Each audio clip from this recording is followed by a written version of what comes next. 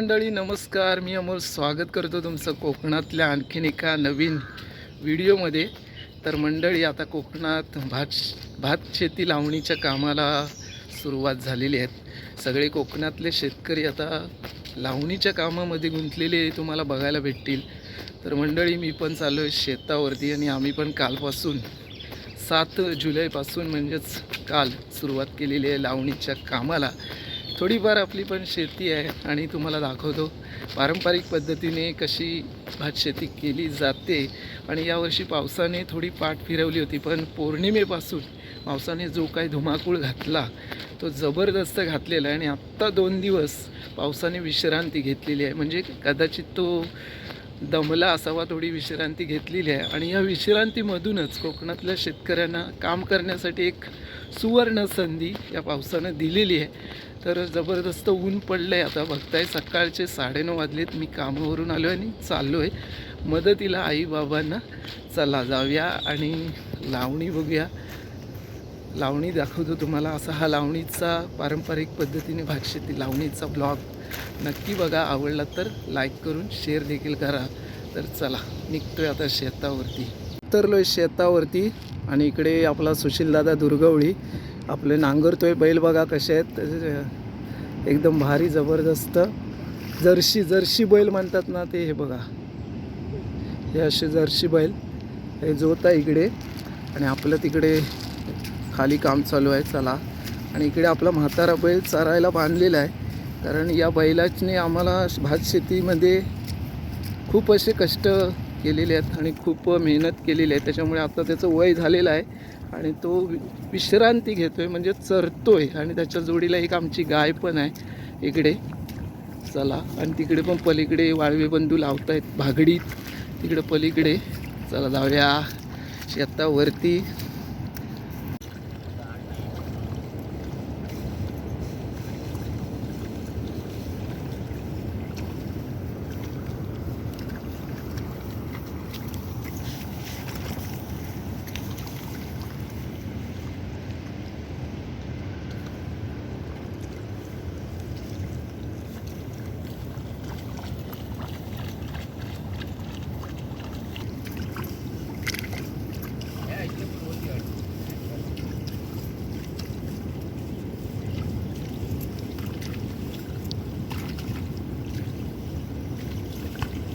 मंडळी, आज आपलं दाढ काढायचं काम चालू आहे. हा आपला दाढसा आहे आणि बघ आपण मूठ काढलेले आहेत, असे मूठ बांधून ठेवलेले आहेत. आणि आज जबरदस्त ऊन पडलेले आहे बघा, म्हणजे ताप पडते थोडी थोडी वर पडलंय. हां, तर इकडे आमचा मळा आहे संपूर्ण. सगळीकडे आता प्रत्येकाच्या शेतामध्ये लावणी दाढ काढण्याची कामं चालू आहेत.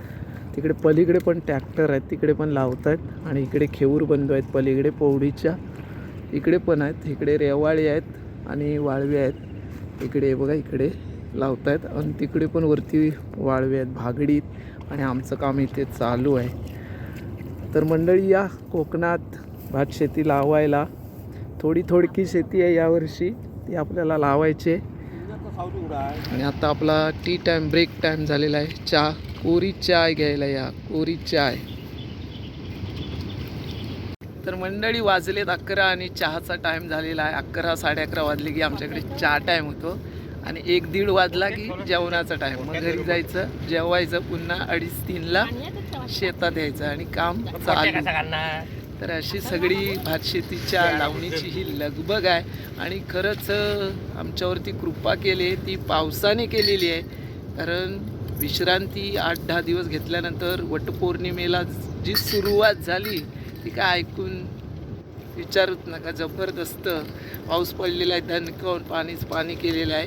पण आमच्याकडे किती पाऊस पडला तरी काय बिडायचा चान्स नाही, हाऊर बिऊर येत नाही, लगेच पाणी गायब. मुंबई नाही ना, नाही तर मुंबईला तुंबलं की झालं, ओलसं होतात. मग सगळ्याचं व्हिडिओ बघता आहे ना मुंबईला काय परिस्थिती येते. मग रेल्वे सगळं चौकअप. आम्ही बघा गावाला सुखी आणि समाधानी, 2 पैसे कमी भेटतात पण सुख भरपूर आहे, विचारायचं नाही. तर मंडळी, पावसाची कृपा आहे. तर पावसाला पण जरा आपण त्याचे आभार मानूया. आपल्या छोट्याशा एका गीतामधून. कारण पाऊस असेल तर शेतीची कामं होतात आणि पाऊस नसेल तर पुढचं जीवनमान कठीण होऊन जातं. का पाणी नाही भेटलं तर काय. काकी बघा, काकी आमची, काकी खायला काहीतरी घेऊन ये. ओय साठा बिटा गर बिर आण जरा. अरे गर बिर घेऊन ये जरा मल्यात खायला जरा मस्तपैकी. तर इकडे आमची कोरी चाय. सध्या मित्रांनो कोकणात तुम्ही पोरी शोधायला गेलात तर एक वेळ भेटणार नाही, पण शेतावरती गेलात ना तर तुम्हाला अशी कोरी चाय भेटेल आणि ठोस बटर खारी काय असेल ते भेटेल. मजा असते, नादच करायचा नाही. कोकणातली कोरी चाय गरम गरम. सुरुवात झाली आता भात लावणीची. सुरुवात झाली आता भात लावणीची. कृपा त्या पावसाची, कृपा त्या पावसाची. लगबग सुरू आहे कोकणी माणसाची. लगबग सुरू आहे कोकणी माणसाची.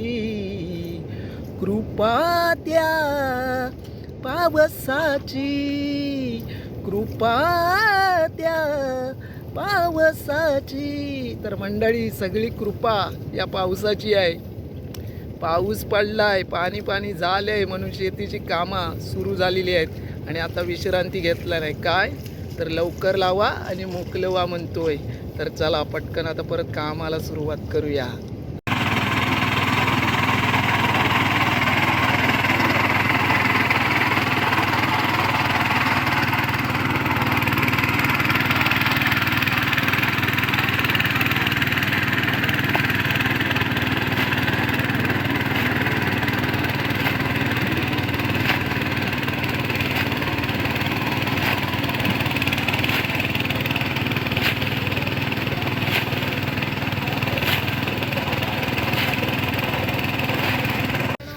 तर नमस्कार मंडळी, लावणीचं काम चालू आहे आणि आमच्या शेतावरती कोण आलंय तुम्हाला दाखवतो. तर कोकणात पुण्याहून थेट आमच्याकडे माणसं आलेली आहेत आमची लावणी बघायला आणि ह्या शेतीचं सगळं कशा पद्धतीने काम चालतं ते बघायला तुम्हाला दाखवतो. नमस्कार मॅडम. कसं वाटलं चिखलातून यायला? अवघड आहे शेतकऱ्यांना. नमस्कार. खूप अवघड आहे. बापरे. आहे छान सगळं पण खूप अवघड, खूप कष्ट. आणि आता लावणार काय शेतात? लावणार त्यांनी दिलं तर लावणार. पण चिखल बघा किती आहे, पाय टाकून बघा मग समजेल. ते आता देतील ना, मदत करतील. नाही आहे सुंदर आहे पण येतानाचा रस्ता खूप आता हे एक लावायचं आणि तिकडे जायचंय खाली. तिकडे अजून 6 आहेत. काय तुमची शेत? हा हे एकच आहे ते आणि तिथे एक होतं. किती साधारणपणे हे तुम्ही सगळं लावलं तर किती किलो तांदूळ निघतो? किलो असं नाही, साधारण मनाचा हिशोब असतो आमच्याकडे. म्हणजे मनाचा 16 पायली म्हणजे 1 मन होतं, असा विषय असतो. 1 मन म्हणजे किती? 16 पायली. कोकणात पूर्वी पायली असायच्या त्या 16 पायल्या मोजल्या ना की 1 मन व्हायचं. असं 1 किलो तुला अंदाज असेल ना, ते आम्हाला सांग. साधारण एका पायली 2 किलो बसत असेल, असा 2-3 किलो बसतं. असं आहे. तांदूळ कुठला लावला आता आम्ही सुवर्णा लावलाय. तर आमच्याकडे सर्रासपणे सुवर्णा आणि मसुरा, नाहीतर गेल्या वर्षी काही जणांनी तुला काय करायचंय अशी भाता आणली होती.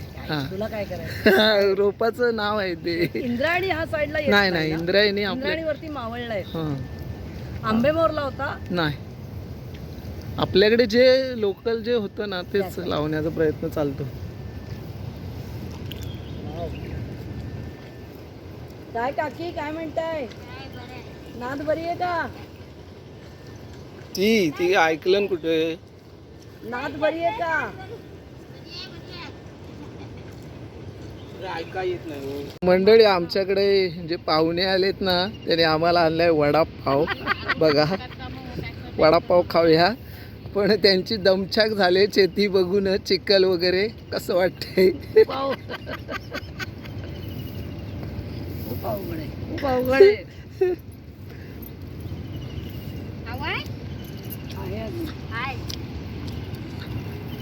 मंडळी, काल 8 जुलै आणि आजपासून आम्ही सुरुवात केली लावणीला. खरी तर कालच संध्याकाळी केली होती दाढ वगैरे काढून, आणि आज खऱ्या अर्थानं लावणीला सुरुवात झाली. तर मी पण शेतात गेलो होतो, त्या ठिकाणी दाढ काढलेली आणि त्यानंतर 2 दळे लावलेले.